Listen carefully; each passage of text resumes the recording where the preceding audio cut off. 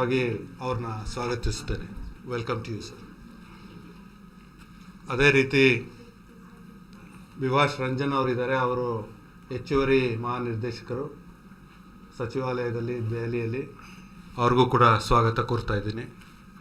ಅದೇ ರೀತಿ ಆರ್ ರಘುಪ್ರಸಾದ್ ಅವರಿದ್ದಾರೆ. ಅವರು ಇನ್ಸ್ಪೆಕ್ಟರ್ ಜನರಲ್ ಫಾರೆಸ್ಟ್, ಕೇಂದ್ರ ಸರ್ಕಾರದ ಎನ್ವೈರ್ಮೆಂಟ್ ಆ್ಯಂಡ್ ಫಾರೆಸ್ಟ್ ಸಚಿವಾಲಯದಲ್ಲಿ. ಅವ್ರಿಗೂ ಕೂಡ ಸ್ವಾಗತ ಕೋರ್ತಾ ಇದ್ದೀನಿ. ಜೊತೆಗೆ ನನಗೆ ಹಿರಿಯರು ಮತ್ತು ಒಂದೇ ನಮ್ಮ ಸೇವೆಯಲ್ಲಿ ಇರೋರು ಮತ್ತು ಅವರು ಹೆಚ್ಚುವರಿ ಮಹಾನಿರ್ದೇಶಕರು ಪ್ರೆಸ್ ಇನ್ಫಾರ್ಮೇಷನ್ ಬ್ಯೂರೋ ಅವರು ಮೇಡಮ್ ಮಟ್ಟು JP ಸಿಂಗ್ ಅವರಿದ್ದಾರೆ. Welcome to you ma'am. ತಾವೆಲ್ಲ ರೆಡಿ ಇದ್ದರೆ ಶುರು ಮಾಡ್ಬೋದಾ? So over to you ma'am.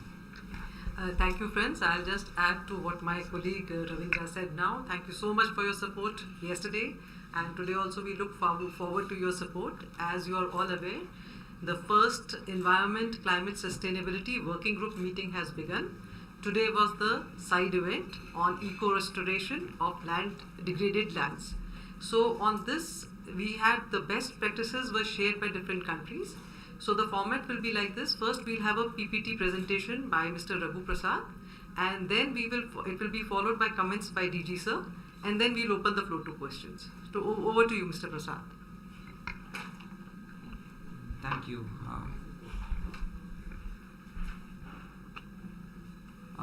Today we had the first Environment Climate Sustainability Working Group meeting. And the theme, in fact, which was introduced in this working group meeting was on eco-restoration of degraded lands and enhancement of biodiversity. Now, India being hosting the presidency, our main focus on this particular theme will be on forest fire and on mining-affected restoration of those areas. So today in the morning session, India along with other G20 countries and invited countries in fact made presentations on the global perspectives of what they each and every country is focusing on, and also and we also from the Indian context we have proposed the best practices on the restoration of degraded and landscapes. Now we focused on basically on the entire gamut of ecosystem based approach in restoring the degraded lands, which will lead to many of the advantages in terms of enriching the biodiversity, enhancing the entire gamut of ecosystem services which we get, and also creating carbon sinks, which all G20 countries along with India is actually focusing on. Now this will all lead to sustainable livelihoods, because land, degraded land, forest ecosystems, and all those ecosystems, in case we are able to restore it, it directly impacts people's livelihoods. Now, what is... Can I intervene for a minute? I think you are noting down. You will be sharing this PPT with all of you. So, yeah, we'll also share a soft copy of this. Now, what are India's priority on this G20 in terms of this particular thematic area? In fact, we want to continue what has happened in the previous G20 meetings, and to enhance capacities of all the countries to achieve a 50% reduction in the degraded lands by 2040. In fact, that's one of the priority objectives which we have kept. Now, we'll also foster, along with degraded lands restoration, foster the growth and development of those communities which are there, which will also, along with pursuing the climate ambitions. Now, as I mentioned earlier, this theme is actually focusing on two main critical areas, which is India's priority and also some of the priorities of all these G20 countries and the invitees, is on the mining affected areas and on the forest fire impacted areas through interventions. Now we have India has our global commitments on this. In fact, we are committed to restore 26 million hectares of land by 2030, and also to see that around 2.5 to 3 billion tons of CO2 equivalent is actually sequestered by 2030. So that's the international commitment. We are on track with that, and we've also been highlighting this on various of the international forums, including the G20.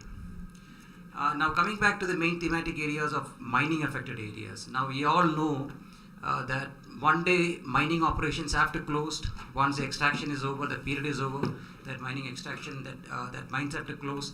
But that area which has been opened up will also have a lot of physical, chemical, biological and socio-economic changes in that area. So how can that be restored back to the original area? In fact, what India and other countries are also trying to do is not only bring back those areas in terms of greenery, but bringing back biodiversity in that area in which was actually mined up.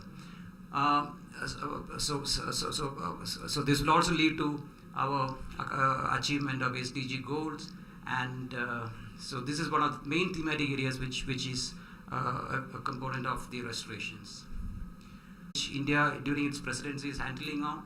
And in fact, within the G20 countries alone, we have around 80% of the tree cover in the world is covered in these G20 countries. So it's a very critical challenge. So experience sharing of all these from all these countries is actually going to push it forward. India is also affected by forest fire. We have approximately around 23% of the area which is highly prone to forest fire. And that has been mapped through high technology satellite imaging services. We also have, in the previous slide I mentioned, approximately around 29% of the loss is coming, but in India we have around 2% loss which is recorded. So we are also interested in how forest fire degraded areas are estimated, the loss is estimated. So these are a lot of cross-sharing of information and knowledge which will be shared by within the G20 countries. We also focus, we have a lot of thematic presentations there which will focus on ecosystem-based approaches and use of technology and the involvement of community in terms of countries which have a lot of forest communities, forest fringe communities living in these areas.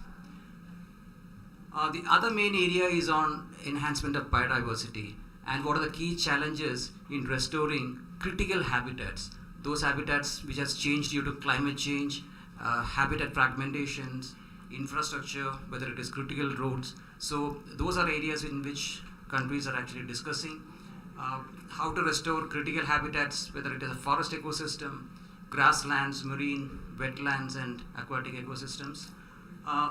In fact, from the Indian perspective, we are a mega diverse country, we are a mega diverse rich country, approximately around 12% of the world's biodiversity is with us, and we have very diverse ecosystems, whether it is forest, grasslands, wetlands, marine ecosystems. So a lot of those knowledge and how various other countries have been able to do it, so those will be shared in this particular G20 presidency. And we also have, in fact, India has a history of conserving flagship species-based conservation. I know you are all aware of the Project Tiger, and we are reaching the 50th year of the Project Tiger this year.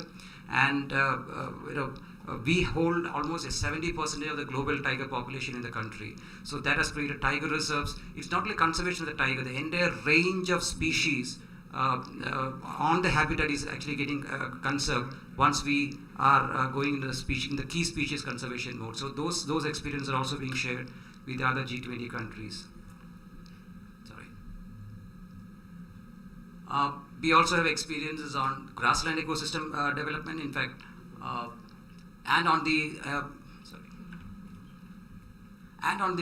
very critical cheetah restoration program which the government of India has recently done in Madhya Pradesh. So this is a very classical example of how species can be restored back after 70 years of extinction. So those are the things and case studies which we'll be sharing there.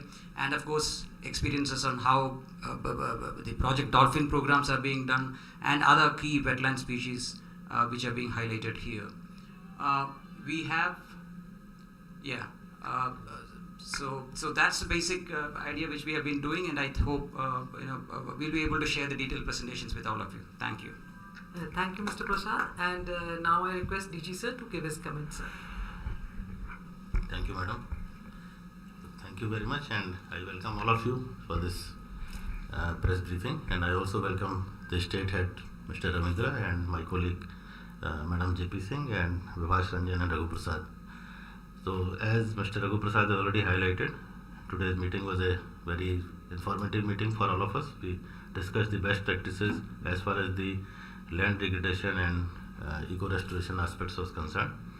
And tomorrow and day after also we are having some meetings for other aspects of this. Today was basically focused on fire areas, the areas affected by fire and areas affected by mining. So as far as the this Indian subcontinent is concerned, as Mr. Raghu Prasad has highlighted, these two are not very grey areas for us. Only 2% of the area of the land, the country is fire affected, but still, as far as the country is concerned, we are duty bound to save whatever we can. This 2% is also from the forestry standards, should be saved by the best practices that are being adopted across the globe. So the today's meeting was very informative for us and also for the participants that participated. And in the afternoon, we are going to take them to some of the best things that have been done by the Karnataka Forest Department. As far as the state is concerned, Karnataka is one of the best managed forest state as far as the forest department is concerned. We have the second largest tiger population in the country. We have beautiful forests, and they have done wonderful work as far as the agroforestry and tree outside forest is also concerned. So one arboretum we are going to take them, where they have developed the 4 different types of forest types that will be showcased to the delegates, and then they will be going to Bannerghatta National Park, and then for the ecotourism that has now taken up, this being taken up by the different states. In fact, the Karnataka is the first state to give us a model of ecotourism by establishing that forest and jungle resorts, and there also we will be taking them so that they can be showcased to this ecotourism aspect also. So that is all from my side. If you have any queries, please be free to raise them, and I will be answering them. Yes, please. My name is Rajesh. I'm from Global News. I wanted to understand a bit more clearly on the objective that we are pursuing about 50% land degradation by 2040. Is that a global target? And is there a base year that we are saying, or is that an annual reduction that we are targeting?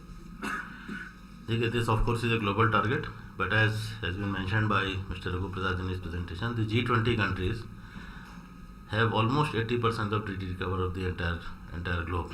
So it becomes very significant for the G20 countries also. So as we have been discussing in the past presidencies, G20 countries basically deal with the economic, financial, social and environmental issues. But this is the first G20 presidency where this aspect of the land degradation and other environmental issues have been taken up as a separate working group. So this becomes more significant as for the G20 to do something on the forest ecosystems also. So that is why, although it is a global target, this is being discussed in the G20. Right. So if I understand correctly, we are targeting 50% reduction not in the degraded land area, but in degradations, right? In future degradations, right? In the degraded areas, yes. 50% reduction in the total degraded area. From which base year? 2005, yes. 2005. Okay, thank you. Also, we've been hearing about sustainable tourism, especially I will give Andaman as an example. But we found that whenever there are objections raised by your department on several projects, they seem to be getting overruled because of different pressures.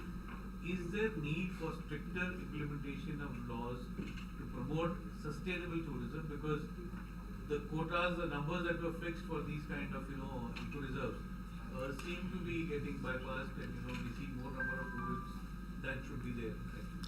Now, I agree with you that the sustainable tourism should be promoted, but then as we are a country with huge population pressure on our eco resources, so we have to take that aspect also. So I will not agree that there are huge pressures from the government side. Yes, there are huge pressures from the interested groups, but then we are working only as per the rules and regulations that are being given to us, and none of them has been violated in any of the case that has been approved by Government of India.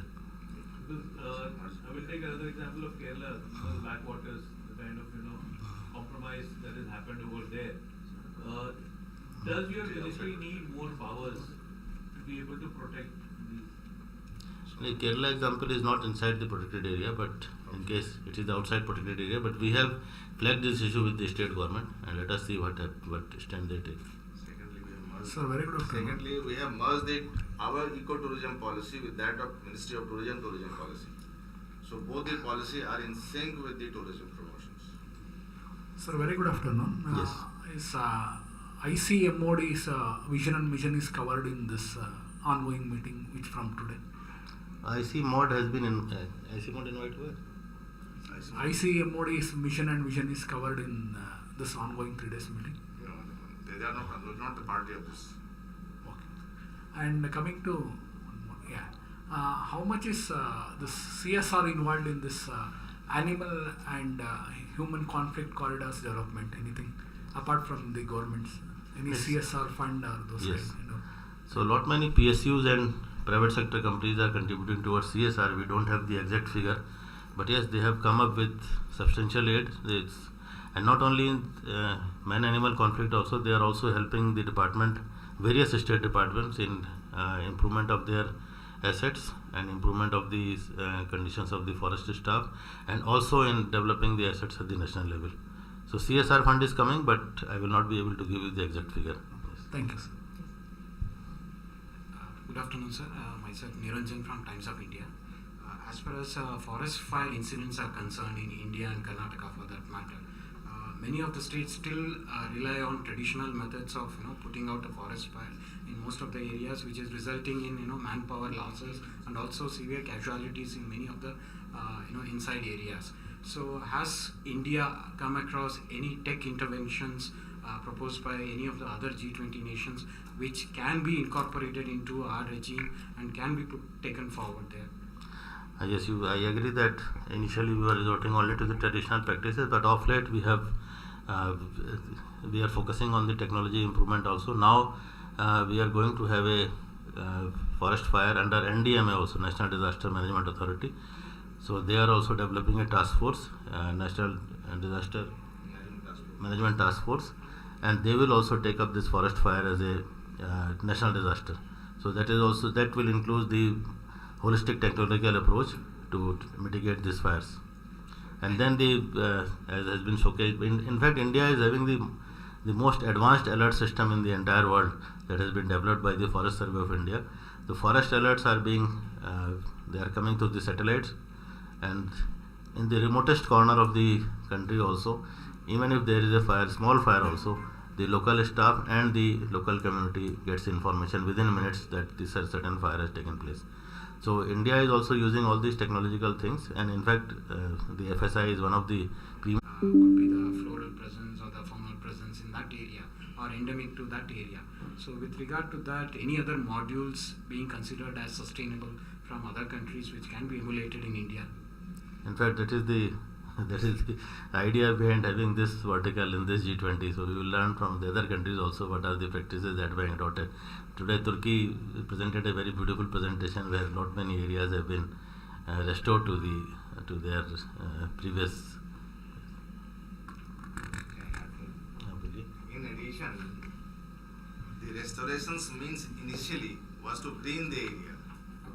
Now the restoration we are terming as ecological restorations. That is more Means holistic.